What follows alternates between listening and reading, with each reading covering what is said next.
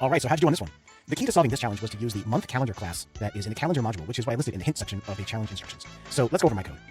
Remember that our function is given a year and a month along with a weekday value from 0 to 6, which represents a day of the week, with 0 being Monday and 6 being a Sunday, and our task was to return the number of those days that appear in the given month. So the number of Mondays, the number of Tuesdays, and so on. So my code imports the calendar module and sets the day count to 0. And then I use the month calendar method to get the month for the given year.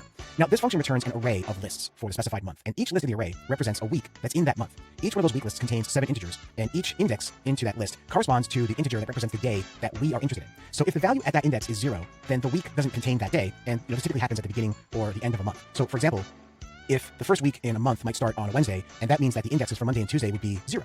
So my code looks at the day for that index, and if the value is 0, then we don't increment the day count. We only increment the day count if the value at that index is non-zero.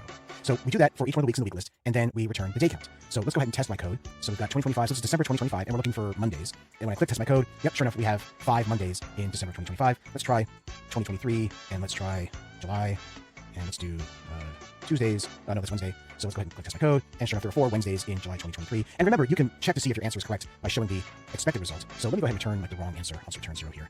And we'll test my code. And you can see that it isn't working. So my code returns 0, and it says the expected result was 4. So that's, you can see what the right answer is supposed to be. So go ahead and compare my answer with yours, and then try playing around with different values and seeing what happens.